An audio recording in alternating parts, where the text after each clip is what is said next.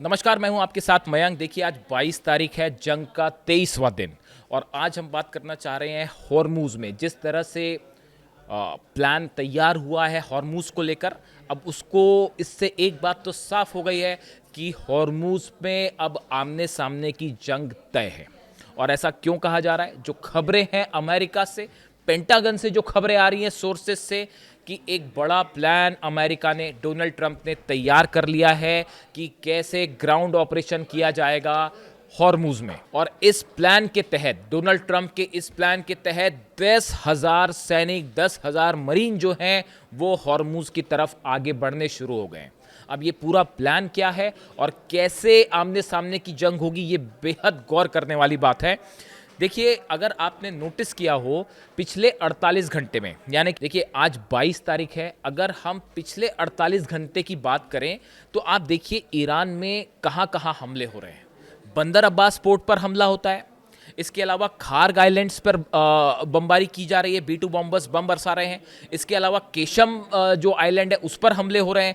जो तटीय इलाके हैं ईरान के, उन पर हमले शुरू हो गए हैं। देखिए, मैंने आपको पहले ही बताया था, ये उस बड़े प्लान का हिस्सा है। डोनाल्ड ट्रंप और अमेरिका ये चाह रहा है कि जहां जहां पोर्ट के इलाके हैं इस पर ईरान को कमज़ोर किया जाए। इस पर ईरान का जहां जहां हथियार लगे हुए हैं, मिसाइल्स डिप्लॉय हैं, इनको तबाह किया जाए, ताकि जब ग्राउंड ऑपरेशन हो, जब अमेरिकन मरीन्स उतरते हैं तो उनको किसी तरह का काउंटर ना किया जाए। ये पॉलिसी है। ये जो B2 बॉम्बर्स फ्लाई कर रहे हैं, देखिए बीती रात एक बार फिर हमले हुए हैं ईरान के पोर्ट के इलाकों पे। B2 bombers, B-52 bombers, B-1 bombers ये हमले कर रहे हैं। F-35 जेट्स का भी इस्तेमाल हो रहा है, लेकिन देखिए F-35 जेट्स जो है वो इस हालात में नहीं है कि वो वहाँ पे कुछ खासा नुकसान पहुँचा पाए, इसलिए भारी बमों को गिराया जा रहा है। 5-5 हज़ार किलो के बम यहाँ गिराए जा रहे हैं। ईरान की तरफ से अब तक जो दावे हैं वो ये हैं कि ये हमले हो रहे हैं, लेकिन हमारी जो मिसाइल सिटीज़ है वो सेफ़ है। एक बड़ी वजह यह भी है कि ईरान की मिसाइल सिटीज़ को लोकेट करना आसान नहीं है। ज़मीन के नीचे कहाँ बंकर्स में मिसाइल्स हैं ये खोजना, कहाँ से हमले हो रहे हैं। कई मैंने वीडियो देखे, वो इतने हैरान करने वाले वीडियो कि अचानक से ज़मीन जो है उसके ऊपर से एक प्रकार का ढक्कन लगा हुआ है, वो हटता है, मिसाइल फायर होती है और उसका ढक्कन फिर से बंद हो जाता है। मतलब आप हैरान रह जाएंगे, आपको देख के समझ ही नहीं आएगा कि ये ज़मीन है, पहाड़ी इलाका है, क्या है। मिसाइल फायर होगी और सब कुछ वैसी की वैसी पहले के जैसा, आप सोच भी नहीं सकते। ऐसी सैकड़ों मिसाइल अंडरग्राउंड फैसिलिटीज़ बना रखी है ईरान ने। देखिए, आज जंग का कितना है, 23 दिन हो गए। 23 दिन से अगर ईरान जो है ना सिर्फ रिप्लाई दे रहा है, भारी पड़ रहा है अगर अमेरिका पे और इजराइल के ऊपर, तो कुछ ना कुछ तो तरीका है। वो डोनाल्ड ट्रंप कहते कहते थक गए कि ईरान की तो मिसाइल्स ख़त्म हो रही हैं, और मिसाइल्स ख़त्म नहीं हो रही साहब। डिएगो गार्सिया हिल रहा है आपका, 4,000 किलोमीटर वाली मिसाइल है, और आगे आगे देखिए होता है क्या। तो ऐसे में अब ये बताया जा रहा है कि असल में डोनाल्ड ट्रंप खर्ग जो आइलैंड है इस पर कब्जा करना चाहते हैं। अमेरिका जो है वो खार्ग जो आइलैंड है इस पर कब्जा करना चाहता है। उसकी वजह यह है कि खार्ग आइलैंड की लोकेशन ऐसी है कि अगर इस पर अमेरिका कब्जा करता है तो हॉर्मूज के जहाज़ों पर वो उस पूरे इलाके में अपना प्रभाव जमाया जा सकता है। अब इसके लिए प्लान ये है कि पहले जो तटीय इलाके मैंने आपको बताया यहाँ पे बम्बार्डमेंट किया जाए।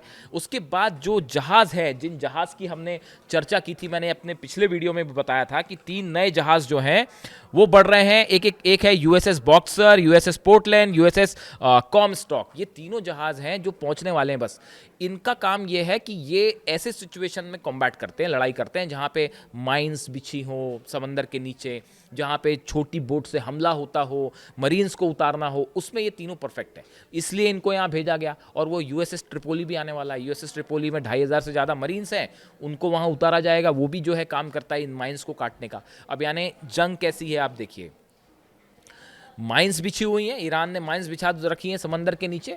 पहली चुनौती होगी उसको काटना, उसके बिना आप आगे नहीं बढ़ पाओगे।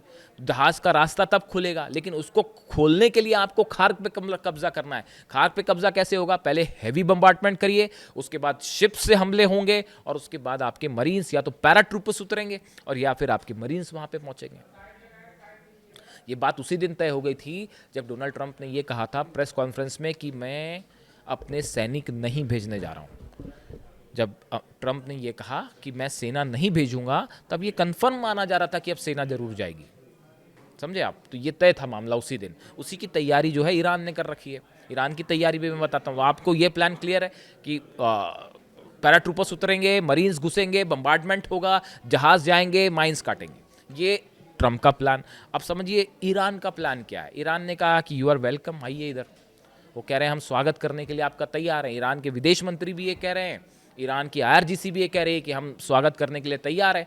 और सबसे बड़ा खतरा जो है, जो अमेरिका पे मंडराएगा, वो है अबू मेहदी मिसाइल का। वो एंटी शिप मिसाइल है अबू मेहदी मिसाइल, इसी दिन के लिए तैयार की गई थी। अभी तो अबू मेहदी का बहुत ज़्यादा इस्तेमाल हुआ ही नहीं है, क्योंकि जो जंग हो रही थी वो तो फतेह 2 से हो रही थी और बाकी की मिसाइल से हो रही थी। देखिए, जो सबसे बड़ी चुनौती अमेरिकन फोर्सेस को यहाँ मिलने वाली है, उसमें से पहली होगी अबू मेहदी मिसाइल्स। अबू मेहदी मिसाइल्स, ये जितने जहाज़ आ रहे हैं, यूएसएस बॉक्सर हो, यूएसएस पोर्टलैंड हो, या कॉमस्टॉक हो, या ट्रिपोली हो, इन सब जहाज़ों पर सबसे बड़ा खतरा होगा अबू मेहदी मिसाइल का।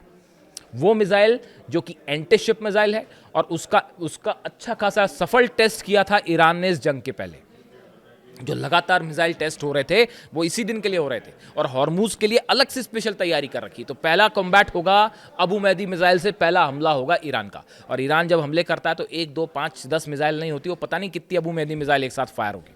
देखिए, यही बात शुरू में कही जा रही थी कि मैंने खबर बनाई थी कि जिब्राल्टार फोर्ट खतरे में, और एक साथ जब कई मिसाइल्स फायर होंगी, ड्रोन फायर होगी, तो बचाना मुश्किल होगा। तो कई कमेंट आए कि ये क्या बात कर रहे हो, आपकी सबसे पावरफुल जिब्राल्टार फोर्ट है, अमेरिका का शिप, आप कह रहे हो कि उस पर हमला हो जाएगा और कोई कुछ नहीं कर पाएगा। मेरे को कुछ बोलने की ज़रूरत ही नहीं है, वो आग लग चुकी है और वो वहाँ से वापस जा चुका है। अब इसमें कुछ साबित करना और बचा हुआ है। तो अब यही टेक्निक जो है, अब्राहम लिंकन इसीलिए पीछे हुआ कि एक साथ कई मिसाइल्स फायर हो जाएं, तो फिर क्या होगा। और वो डिएगो गार्सिया जो है ना, वो कैसे बच गया, वो मैं आपको अलग से बताऊंगा किसी दिन। वो डिएगो गार्सिया पे जो हमला हुआ, वो वार्निंग शॉट था। जानते हैं आप वार्निंग शॉट क्या होता है? ईरान ने सिर्फ हमला नहीं किया, एक वार्निंग दी कि भाई 2 मिसाइल दागी है। अब देखिए, ईरान 2 मिसाइल से हमला नहीं करता, वो तो एक साथ मिसाइल्स फायर होती हैं फिर। तो वो वार्निंग शॉट था, कुछ वार्निंग दी गई थी, और जिसको समझना था वो मैसेज वहाँ तक चला गया। तो अब देखिए, अबू मेहदी मिसाइल से पहला अटैक। दूसरा, छोटी बोट्स जो हैं ईरान की, सैकड़ों बोट्स हैं, बहुत तेज स्पीड से चलती हैं, सब पर गन्स लगी हुई हैं, और उसको 1 to 1 कॉम्बैट में ईरान का इलाका है वो, वहाँ पे जीतना बड़ा मुश्किल है, उससे हमले होंगे। देखिए, तीसरी बड़ी ईरान की जो रणनीति है वो ये है कि अगर हॉर्मूज पर ग्राउंड ऑपरेशन होता है तो अरब देशों के तेल के कुएं फिर से खतरे में होंगे। अभी जो है जो गैस फील्ड, ऑयल फील्ड है ईरान की, उस पर हमले हुए, उसका नतीजा देखिए आप, किस तरह से सऊदी के तेल की जो रिफाइनरीज हैं वो जलने लगी। यूएई के फुजरा में किस तरह से ऑयल जहाँ पे रखा जाता है उसमें आग लग गई। इसी तरह का हाल बहरीन में था, इसी तरह का हाल कुवैत में था।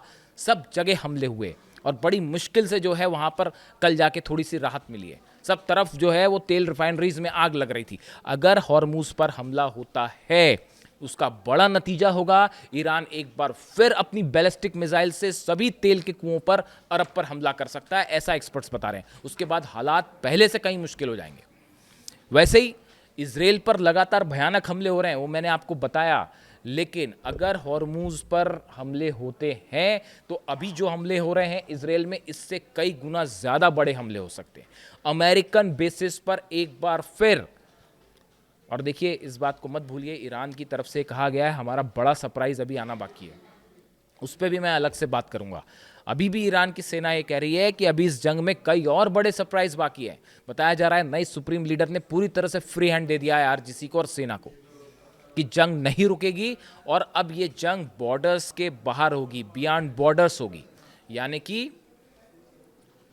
मिडिल ईस्ट के बाहर भी अमेरिका और दुश्मन जो है वो निशाने पर होंगे। अब इसका क्या मतलब है वो आप बेहतर समझ सकते हैं। यानी इस ग्राउंड ऑपरेशन में अगर हॉर्मूज पर हमले होते हैं तो ये मत सोचिए कि वो जंग सिर्फ हॉर्मूज तक सीमित रहेगी, उसके कई परिणाम होंगे। अरब देशों पर मिसाइल्स फायर हो सकती हैं, डिएगो गार्सिया पर फिर हमले हो सकते हैं, अमेरिकन बेसिस पर अलग अलग हमले हो सकते हैं, यूरोप में, अमेरिका में दूसरी जगह जो है वहां पर भी हमले हो सकते हैं, और बड़ी बैलिस्टिक मिसाइल से, और संभवतः फिर आईआरबीएम से, जो कि आईसीबीएम की एक लेवल नीचे वाली मिसाइल है, उससे भयंकर हमले हो सकते हैं। यानी हॉर्मूज में एक तरफ तो ग्राउंड ऑपरेशन का प्लान है, दूसरी तरफ ईरान की सेना कह रही है यू आर वेलकम, आइए हम आपको बताते हैं कि क्या सरप्राइज़ तैयार है।